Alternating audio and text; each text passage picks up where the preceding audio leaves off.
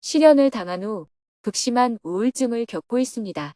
2023년 10월 6일 JTS 활동가 간담회 정토사회문화회관 증문즉설. 안녕하세요.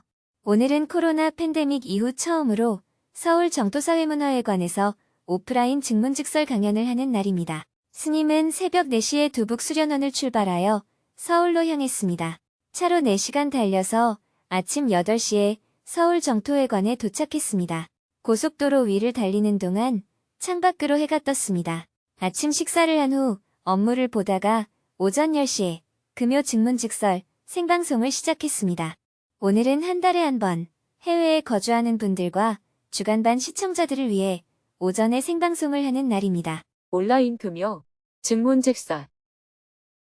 2,800여 명이 생방송에 접속한 가운데 스님이 시청자들에게 인사말을 했습니다. 스님은 지난 38일 동안 부탄, 유럽, 미국을 순회하며 강연을 한 후 마지막 일주일은 워싱턴 DC에서 한반도 평화를 위해 많은 사람들을 만났습니다. 미국 정부, 의회, 싱크탱크 관계자들을 만나 어떤 이야기를 나누었는지 그 모습을 영상으로 본 후 대화를 시작했습니다.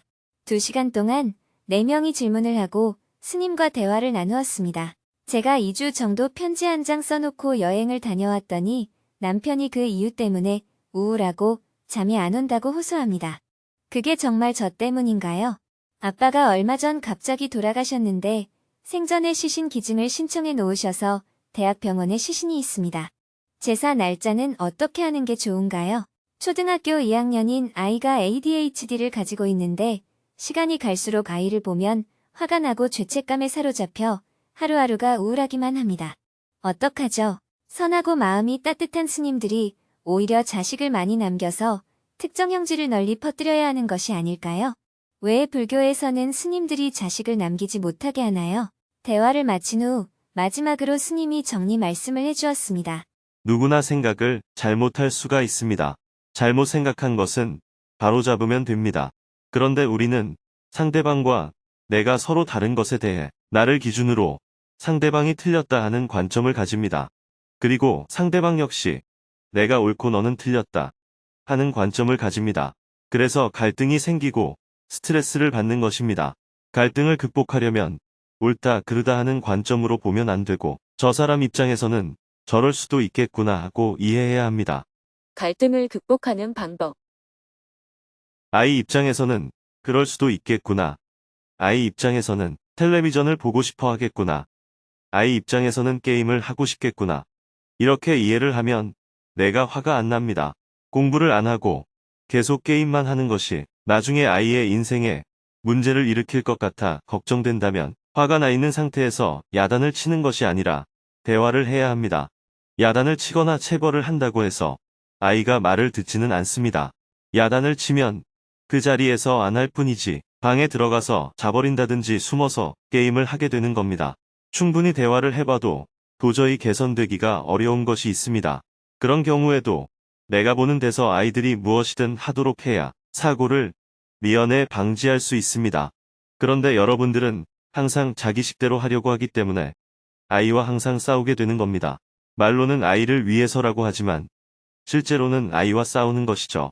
그런 방식은 아이들의 교육에 바람직하지 않습니다. 아이 문제뿐만 아니라 이 세상도 조금 더 열린 눈으로 바라보고 이해해야 합니다. 우리는 부작용이 조금 더 적은 쪽을 향해 노력할 뿐입니다. 이상 세계란 없습니다. 굶어 죽을 위기에 처한 사람들에게는 밥을 굶지 않는 것만으로도 이상 세계가 되는 겁니다. 추위에 떨던 사람들은 옷만 충분해도 이상 세계가 되는 겁니다. 모두 자기 관점에서 바라보고 이상을 논하는 것입니다. 원하는 것이 이루어지면 또 다른 불만이 생깁니다. 어른 세대가 자녀 세대를 보면 세상이 곧 망할 것 같은데 그런 조건에서 태어나서 살다 보면 또 그런 조건이 정상이 됩니다. 그래서 늘 부모는 자식을 걱정하고 기성세대는 후세대를 걱정하는 것입니다. 후세대는 또 그렇게 살아가다가 그 다음 세대를 걱정하기 마련입니다. 때로는 좋은 쪽으로 가다가 정체가 되기도 하고 그곳에 안주해서 다시 나쁜 방향으로 흘러가기도 합니다. 또 나쁜 방향으로 흘러가는 줄 알고 있더라도 이미 습관이 되어 있기 때문에 멈출 수가 없습니다. 그래서 고통을 엄청나게 겪고 자포자기가 될 즈음이면 이래서는 안 되겠다 하면서 좋은 방향으로 나아가기 위해 앞장서는 사람이 나오고 이를 따르는 사람들이 생겨나면서 사회가 다시 결집이 되고 조금씩 좋은 방향으로 나아가는 것이 인류의 역사입니다. 하루를 살더라도 자신을 행복하게. 우리가 할 수 있는 일은 지금 현실에서 최선을 다하는 것입니다. 우선 정체가 되지 않도록 해야 합니다. 정체가 되면 더 떨어지지 않도록 해야 하고 떨어지고 있으면 떨어지는 속도를 조금 늦추어지도록 해보고 완전히 떨어졌으면 다시 일어나도록 해보는 것입니다. 우리가 할 수 있는 일은 한계가 있습니다. 모든 것이 다 원하는 대로 되지는 않습니다. 우리의 삶은 주어진 조건에서 조금씩 개선하는 방향으로 나아가는 것입니다. 이런 관점을 가지면 하루를 살더라도 자신을 행복하게 그리고 타인에게 조금이라도 도움이 되는 삶을 뚜벅뚜벅 걸어갈 수 있습니다. 이것은 남을 위하는 일이 아니라 사실은 나의 삶을 위하는 일입니다. 남을 위하는 것도 사실은 나를 위하는 것이라고 생각해야 기대가 없고 실망이 없게 됩니다. 너를 위해서 이렇게까지 해주었는데 내 마음을 몰라주냐. 자꾸 이런 생각을 하게 되면 내가 스트레스를 받게 됩니다. 진정으로 나를 위하는 것이라는 관점이 서야 내가 원하는 것이 이루어지지 않아도 또 기대에 부응하지 않아도 편안하게 받아들일 수 있습니다. 그렇게 하지 않으면 금방 실망하고 에잇, 그만할래 하면서 그만두게 됩니다. 이런 관점을 갖고 정진을 해 나가시기 바랍니다. 생방송을 마치고 스님은 곧바로 정토회관을 나와 평화재단으로 향했습니다. 11시 30분에는 손님이 찾아와서 스님과 함께 점심을 먹으며 대화를 나누었습니다. 인도 JTS 활동가 간담회. 이어서 오후 1시 30분에는 인도 JTS 활동가들과 온라인 간담회를 했습니다.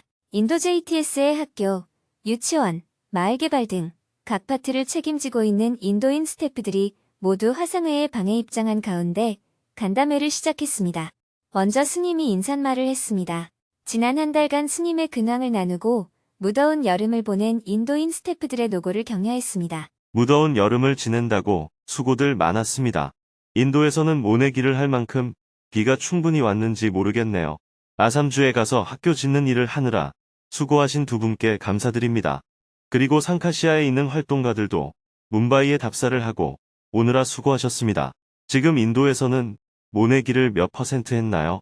또 날씨는 좀 시원해졌나요? 상카시아가 있는 인도 유피주는 비가 잘 와서 100% 모내기를 마쳤습니다. 저희도 좀 지나갔습니다. 그리고 수자타 아카데미가 있는 둥게스와리에는 산 너머 마을에서 10% 정도 모내기를 마쳤고요. 학교 가까이에 있는 마을은 70% 정도 모내기를 진행했습니다. 저는 8월 말에 부탄을 방문해서 국왕과 만나 지속 가능한 개발에 대해 의논을 했습니다. 그리고 독일, 프랑스, 영국을 방문하여 6번 강연을 했습니다. 또 미국과 캐나다를 방문해서 17번의 강의를 했고 워싱턴 DC에 있는 백악관과 국방부, 국무부 등을 방문해서 한반도의 평화에 대해서 대화를 나눴습니다. 지난 10월 2일에 한국에 돌아와서 일상생활을 다시 시작했습니다. 이어서 아삼주에 파견을 가서 학교 건축 공사를 하고 있는 2명의 활동가로부터 현장 상황에 대해 보고를 받았습니다. 자세한 보고를 듣고 나서 궁금한 점이나 어려운 점에 대해 스님과 대화를 나누었습니다. 아삼주 마을에 학교를 짓기 시작했고 지금 아이들이 공부하고 있는데 앞으로 3학년부터는 교통비, 교복, 학용품 등 교육비 부담이 커질 것 같은데 어떻게 하면 좋을까요? 수자타 아카데미가 현재 8학년까지 운영되고 있는데 최근 정부에서 엄격한 감사를 통해 교사 자격증이 있는 사람들이 있는지 확인합니다. 우리는 그 기준에 부합하지 않아서 인가를 취소하면 어떡하죠? 지금까지는 스태프가 된 사람들이 교사 역할을 해왔는데요. 앞으로 교사 자격증을 가진 사람들을 어떻게 더 늘릴 것인지 궁금합니다.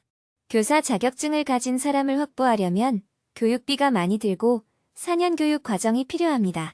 상카시아의 땅값이 또 올라가고 있습니다. 지금이라도 상카시아의 땅을 더 많이 확보하면 좋겠습니다. 그리고 상카시아에도 학교 운영, 마을 개발, 의료 지원이 필요합니다. 대화를 나누고 나니 약속 한두 시간이 금방 지나갔습니다. 인도 수자타 아카데미에서는 얼마 전 사고가 몇 차례 일어났습니다. 이에 대해 스님이 정리 말씀을 해주었습니다. 인생을 살다 보면 늘 이런저런 사고가 생기기 마련입니다. 그걸 해결해 나가는 것이 우리의 삶입니다. 가능하면 사고가 생기지 않도록 예방하고, 그런데도 일이 생기면 우리는 침착하게 그 일을 잘 수습해서 마무리 지어야 합니다. 그동안 사고를 수습하느라 여러분 모두 마음고생이 많았습니다. 고맙습니다. 인도인 여러분들이 수자타 아카데미의 얼굴입니다. 내년 1월은 수자타 아카데미 개교 30주년이 됩니다. 그래서 외부에서 손님들이 많이 올 예정입니다. 수자타 아카데미가 지난 30년 동안 해온 많은 일들을 평가하는 준비를 해야 하니까 여러분들도 지금부터 많이 바쁠 겁니다. 다 함께 마음을 내서 해주시기 바랍니다. 지금은 수자타 아카데미를 한국 사람들이 아닌 인도인 여러분들이 운영하고 있기 때문에 여러분들이 어떻게 행동을 하느냐가 수자타 아카데미의 명예나 이미지에 큰 영향을 주게 됩니다. 예전에는 한국 사람들이 운영했기 때문에 한국 사람들만 잘하면 되었지만 이제 여러분들이 책임자가 되어 운영하기 때문에 여러분들의 행동이 수자타 아카데미의 얼굴과 이미지가 되고 있습니다. 그러니 여러분들이 조금 더 책임감을 갖고 활동을 했으면 좋겠다는 부탁을 드립니다. 다 함께 기념사진을 찍은 후 온라인 간담회를 마쳤습니다. 해가 저물고 저녁 7시 30분부터는 코로나 팬데믹 이후 처음으로 정토사회문화회관에서 오프라인으로 금요 증문즉설 강연을 진행했습니다. 그동안 온라인으로 찾아뵙던 법륜스님 증문즉설이 드디어 화면 밖으로 나왔습니다. 140여 명의 봉사자들이 곳곳에 배치되어 1층 입구에서부터 시민들을 반갑게 맞이했습니다. 시민들은 현장 접수를 한 후 번호표를 한 장씩 추첨함에 넣은 후 가벼운 발걸음으로 지하 대강당으로 이동했습니다. 400석의 자리에 사람들이 가득 찬 가운데 7시 30분 정각이 되자 생방송을 시작했습니다. 유튜브 스트리밍으로 5,900여 명이 생방송에 접속했습니다. 스님이 지난 일주일 동안 워싱턴 DC에 머물면서 한반도 평화를 위해 활동하고 온 모습을 영상으로 함께 본 후 스님이 무대 위로 걸어 나왔습니다. 늘 화면으로만 보던 스님의 얼굴을 직접 마주하자 모두가 뜨거운 환호와 박수갈채를 보내며 기뻐했습니다. 스님도 활짝 웃으며 인사말을 했습니다. 오랜만에 여러분들을 얼굴을 직접 보면서 강연을 하게 되네요. 9월 한 달 동안 유럽과 미국, 캐나다를 순회하면서 교민들과 외국인들을 위해서는 오프라인에서 23회 강연을 했습니다. 오랜만에 오프라인에서 강연을 하니까 온라인으로 할 때보다는 분위기가 훨씬 좋았습니다. 그랬더니 왜 외국에서만 오프라인으로 강연을 하고 국내에서는 안 하느냐 하는 분들이 많아져서 앞으로 한국에서도 한 달에 한 번씩 금요 증문즉설 강연을 정토사회문화회관에서 하기로 했습니다. 그래서 오늘 첫 번째 자리가 마련되었어요. 이곳까지 오시기가 좀 불편하지 않았어요? 괜찮았습니다. 온라인으로 할 때보다 나아요? 네, 이어서 질문자들의 이야기를 들어보았습니다. 8명이 손을 들고 스님과 대화를 나누었습니다. 그중 한 명은 10년 전에 실연을 당한 후 우울증을 겪고 있다며 앞으로 어떻게 인생을 살아야 할지 막막한 마음을 이야기했습니다. 실연을 당한 후 극심한 우울증을 겪고 있습니다. 저는 10년 전에 실연을 당하고 제 장래의 희망이 완전히 꺾이면서 극심한 우울증을 겪었습니다. 어려서부터 가정 불화를 겪으며 자랐어요. 그래서 정서가 굉장히 불안하고 애정 결핍이 심하고 강박증이 심했습니다. 그런 것 때문에 제가 너무 다른 사람에게 의지하려고 해서 이런 일이 생겼다고 생각합니다. 반성을 하고 앞으로는 독신으로 저 혼자의 힘으로 꿋꿋이 살겠다고 마음을 먹었어요. 살면서 여러 가지 일들이 있을 텐데 그럴 때마다 어떻게 해답을 구하고 무엇에 의지를 해야 할까요? 우선 생각을 좀 바꾸셔야 돼요. 실연을 당했다. 이렇게 생각하면 자기가 피해자가 되거든요. 왜 실연을 당했다고 생각해요? 사람이 서로 좋아서 만날 수가 있고 도중에 한 사람이 싫으면 헤어질 수도 있는 거죠. 저와 헤어진 남자가 다른 여성과 결혼했으면 저는 실연 당한 것이 아닌가요? 실연을 당했다고 생각하면 질문자만 피해자가 되잖아요. 상대는 이 사람 저 사람 사귀다가 더 마음에 드는 사람하고 결혼할 수도 있잖아요. 결혼한 사람도 더 좋은 사람이 나타나면 이혼하고 헤어지는데 결혼한 것도 아닌 상황에서 다른 사람을 사귈 수 있는 것 아니에요? 예. 그렇죠. 그런데 왜 실연을 당했어요? 예를 들어 제가 어떤 가게에 단골이 되어서 맨날 물건을 사러 그 가게에 갔습니다. 그런데 근처에 새로 슈퍼마켓이 생겨서 가보니 물건도 좋고 값도 싸서 그 가게로 구입처를 바꾸면 제가 배신자예요. 단골 가게를 바꾸는 것은 소비자의 권리잖아요. 그것처럼 남자든 여자든 결혼 상대를 바꾸는 것은 그 사람의 권리예요. 내 원하는 대로 안 됐다고 그 사람을 나쁘다고 생각하는 것 자체가 잘못된 관점입니다. 실연을 당했다고 생각하는 것은 스스로 자신을 피해자로 만드는 생각이에요. 질문자는 피해를 입은 바가 없습니다. 그 남자와 몇 년 사귀다가 헤어진 것일 뿐입니다. 그 남자에 대해서는 그래도 너를 만나서 지난 3년 동안 재미있게 잘 지내서 고맙다. 이렇게 생각하면 됩니다. 그 남자를 안 만나고 계속 혼자 있었던 게 나아요? 그래도 3년간 사귄 게 나아요? 그런데 제가 3년 동안 사귀면서 많이 힘들어했기 때문에 원망하는 마음이 약간 있는 것 같아요. 그때 질문자가 생각을 잘못했어요. 본인이 피해자라고 생각했기 때문에 원망하는 마음이 든 겁니다. 만약 누가 나한테 10년간 매달 10만 원씩 줄게 이렇게 약속을 해놓고 3년 동안 돈을 주더니 갑자기 안 준다고 합시다. 그럼 그 사람을 미워해야 될까요? 아예 안 준 사람도 안 미워하는데 왜 3년이나 준 사람을 미워해요? 지난 3년이라도 줘서 고맙다고 생각해야죠. 10년 동안 돈을 준다고 해놓고 안 주니까 좀 아쉽긴 하지만 3년이라도 돈을 준 사람은 고마운 사람 아니에요. 고마운 사람을 고맙다고 봐야죠. 원망하는 마음이 드는 이유는 10년이란 말에 너무 집착해서 그래요. 질문자가 지금까지 아무런 남자를 만나지 않고 혼자 살았다면 그게 더 좋았을까요? 3년이든 5년이든 남자를 만나서 데이트도 하고 재밌었잖아요. 그랬죠. 고마운 일이잖아요. 피해자라는 생각 자체를 하지 않아야 합니다. 질문자는 피해자가 아니에요. 그냥 만났다가 헤어진 거예요. 우리 인생이 그렇습니다. 인연이 되면 만나고 인연이 다 되면 헤어지는 것입니다. 상대가 좋으면 헤어지는 게 괴로움이 되고 상대가 싫으면 만나는 게 괴로움이 될 뿐입니다. 만나고 헤어지는 데에 문제가 있는 게 아니라 좋고 싫고 하는 내 마음에 문제가 있는 것입니다. 자꾸 여러분은 만나는 게 문제이고 헤어지는 게 문제라고 생각하는데 상대가 싫으면 만나는 게 괴로움이 되고 상대가 좋으면 헤어지는 게 괴로움이 되는 거예요. 만나고 헤어지는 것은 아무 문제가 없고 그냥 자연의 원리입니다. 내가 좋을 때 헤어지는 인연이 되면 괴로움이 생기고 내가 싫을 때 만나는 인연이 되면 괴로움이 생기는 거예요. 나에게 좋고 싫고 하는 마음이 사라져버리면 만나고 헤어지는 것이 아무런 괴로움이 되지 않습니다. 계절도 선호가 있으면 어떻게 될까요? 가을이 오면 좋고 가을이 가면 괴로워요. 계절은 그냥 늘 반복될 뿐입니다. 가을이 오면 좋지만 가더라도 괜찮고 겨울은 또 겨울대로 스키 타는 재미가 있어서 좋습니다.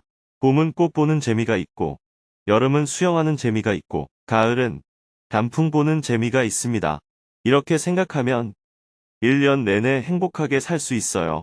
만나고 헤어지는 것도 마찬가지입니다. 누군가를 아무리 좋아해도 언젠가는 헤어져요.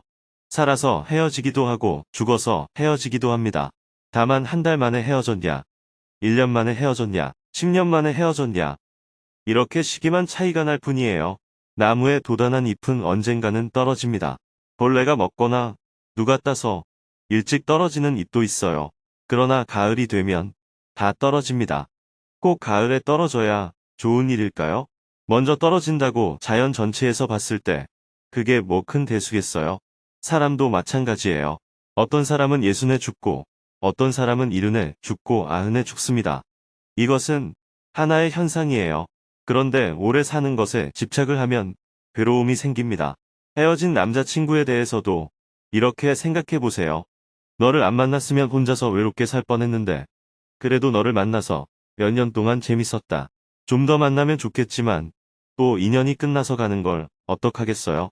이렇게 생각해야 다음 사람을 만날 때도 편한 거예요.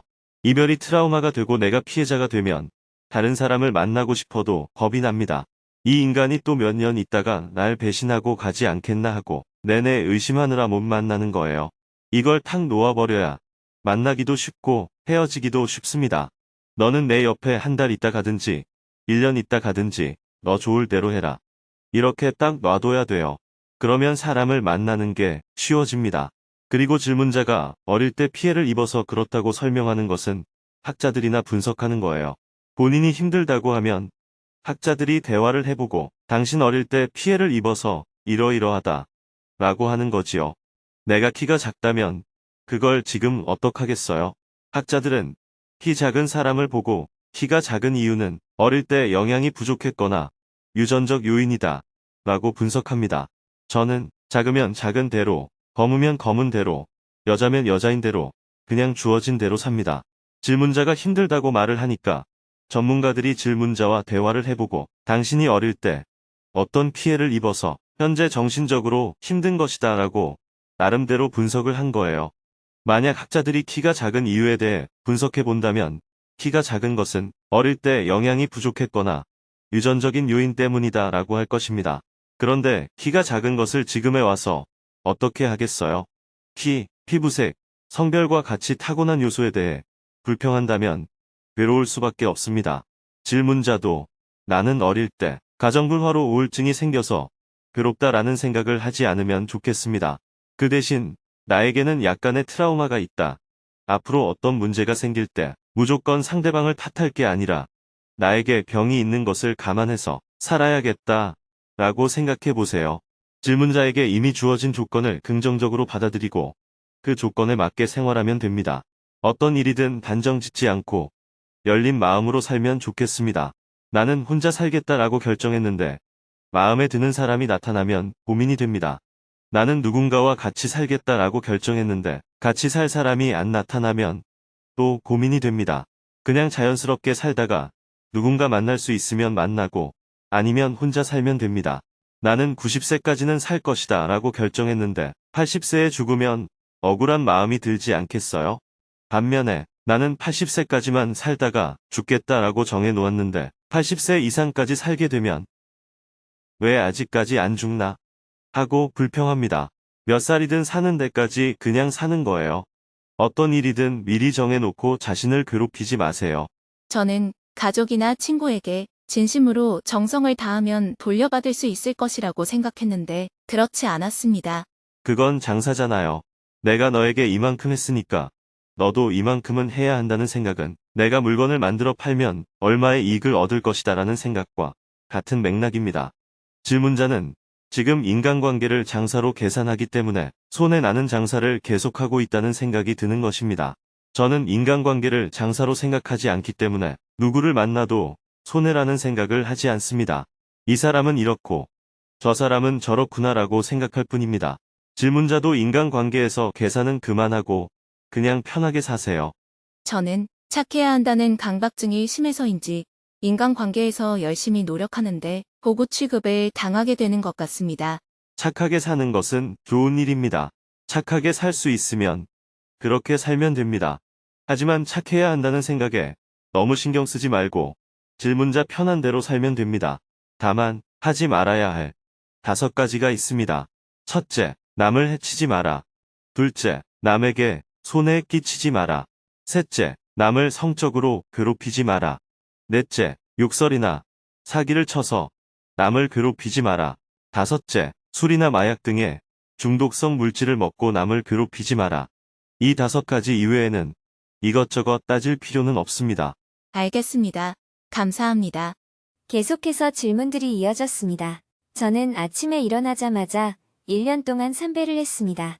자녀들과 남편, 그리고 아침에 생각나는 사람들이 옆에 있음을 감사하는데 이런 저의 바람을 계속 가지고 있어도 되는지요? 아들이 자폐 증세를 갖고 있어 어려서부터 집을 나가 돌아다니다 경찰에서 찾아오기를 반복했습니다. 어느 날 너무 힘들어 연락처를 쓰지 않고 내보냈더니 아들이 시설로 들어가게 되었습니다. 벌써 30년이 지났고 아들을 보고 싶은데 어떻게 해야 할지 모르겠습니다. 아동학대법으로 많은 교사들이 고발당하고 자살로 이어지고 있습니다. 이런 상황에서 지금까지 참아왔던 것이 밖으로 표출되어 우울감과 긴장감이 계속됩니다. 어떡하죠? 저는 임산부인데 곧 아이를 만날 생각에 설렘도 있고 불안하기도 합니다. 현명한 엄마가 되려면 어떤 마음의 자세를 가져야 할까요? 새로 들어간 직장에서 잘릴까봐 불안합니다. 업무 속도가 느리고 결과물이 좋지 않다는 평가를 받았습니다. 제가 어떻게 해야 이 회사를 계속 다닐 수 있을까요? 2시간 동안 대화를 나눈 후 개인의 고민을 솔직하게 나누어준 분들에게 감사의 마음을 전하면서 마지막으로 스님이 정리 말씀을 해주었습니다. 앞으로 당분간 금요 증문즉서를 한 달에 한 번은 오프라인으로 진행하려고 합니다. 증문즉서를 해보면 질문자는 스님과의 대화뿐만 아니라 청중의 반응에도 많은 도움을 받습니다. 청중의 호응이 일종의 집단 상담 치료 효과를 가져다 줍니다. 그래서 증문즉설 시간에 자신의 고민을 내놓는 것 자체가 치유의 시작이라고 할 수 있습니다. 질문하는 순간 치유가 시작되는 이유. 보통은 자신의 고민을 쉽게 내놓지 못합니다. 자신의 고민을 해결하고자 하는 의지가 강해야만 질문을 할 수 있습니다. 또한 고민을 드러낼 수 있다는 것은 이미 그만큼 상태가 좋아졌다는 것을 의미합니다. 왜냐하면 질문자가 이미 어느 정도 스스로 치유가 된 상태이기 때문에 고민을 드러낼 수 있기 때문입니다. 치유가 되지 않은 사람은 고민을 내놓지 못합니다. 더 나아가 고민을 청중 앞에 드러냄으로써 치유에 한 발 더 나아갈 수 있습니다. 자신의 주장을 고집하다가도 청중의 반응을 살피면서 나에게 좀 문제가 있나 하는 생각을 하게 되기 때문입니다. 예를 들어 남편과 갈등을 겪고 있는 사람이 스님과 대화하면서 남편 때문에 못 살겠습니다. 라고 말합니다. 그러면 스님이 헤어지세요. 라고 말합니다. 질문자는 아이는 어떻게 합니까? 라고 반문합니다. 그러면 스님이 그럼 같이 사세요. 라고 대답합니다. 이와 같은 대화가 몇 번 오가다 보면 질문자는 남편의 문제가 아닌 자신의 문제라는 것을 알게 됩니다. 내가 지금 잔머리를 굴리고 있구나 하는 자각이 생기는 것이죠. 자각은 모든 깨달음의 출발입니다. 모든 변화의 시작이 자각으로부터 일어납니다. 부모가 자식에게 이렇게 해라 저렇게 해라 하고 강제로 지시하면 자식은 억지로 참고 하기 때문에 잠시 부모가 시키는 대로 하다가 그만두게 됩니다. 하지만 내부로부터 자각이 일어나면 서서히 변화가 시작됩니다. 스스로 내가 고집이 세나, 내가 내 생각에만 빠져있나 하고 돌이키는 것을 자각이라고 합니다. 깨달음은 추상적인 것이 아닙니다. 이런 자각을 깨달음이라고 하는 것입니다. 지나놓고 보면 별일 아니다. 이렇게 오프라인에서 직접 대화를 나누면 보이지 않는 장점이 많습니다. 대신 고민을 드러내기 위해 용기가 필요합니다. 하지만 증문즉설에서 많은 사람들이 이야기하는 고민을 들어보면 사실은 우리 모두가 다 겪는 일들입니다. 이상하고 특별한 이야기가 아니라 누구나 다 겪을 수 있는 이야기를 우리가 나누는 것입니다. 질문하는 당사자만 그 문제가 자신만의 큰 문제인 줄 알고 두려워서 끌어안고 있는 것이죠. 하지만 드러내놓고 보면 별것 아닙니다. 인생을 살다 보면 일어날 수 있는 이런저런 작은 일에 불과합니다. 그러니 여러분도 어떤 일이 벌어지든 지나놓고 보면 별일 아니다 하는 관점을 가지고 흥분하지 않고 침착하게 대응하면서 인생을 살아가면 좋겠습니다. 오늘은 특별히 현장에서 참가 소감을 들어보았습니다. 누구든지 손을 들고 소감을 이야기했습니다. 유튜브로 참여한 사람들은 실시간 댓글창에 소감을 나누어 주었습니다. 온라인과 오프라인이 적절하게 조화를 이루며 2시간 동안 유익한 시간을 보낼 수 있었습니다. 유튜브 생방송을 종료하고 바로 이어서 현장에 직접 오신 분들을 위해 도서 추첨 이벤트를 진행했습니다. 추첨함에서 번호표를 뽑으면 스님이 직접 책을 선물해 주었습니다. 당첨된 분은 환호를 지르며 무대 앞으로 달려 나왔습니다. 봉사자들의 안내에 따라 대강당에 모인 청중이 모두 빠져나가고 1층 로비에서는 책 사인회가 열렸습니다. 많은 사람들이 꼬리에 꼬리를 물고 줄을 서서 스님의 사인을 받으며 인사를 나누었습니다. 스님 정말 감사합니다. 스님 강연 듣고 제가 정말 행복했었습니다. 스님에게 감사한 마음을 표현하는 분들이 정말 많았습니다. 책 사인회를 마치고 계단에 봉사자들이 모두 모여 기념사진을 찍었습니다. 증문즉설. 다 함께 증문즉설을 외치며 다음 달 강연도 성공적으로 치를 것을 다짐했습니다. 스님은 수고한 봉사자들에게 감사의 마음을 전한 후 정토회관으로 발걸음을 옮겼습니다. 오후에는 북한 이탈 주민들과 함께하는 온라인 통일 체육 축전에 참가하여 강연을 하고, 저녁에는 불교환경연대 22주년 기념행사에 참석해 직문직설 강연을 할 예정입니다.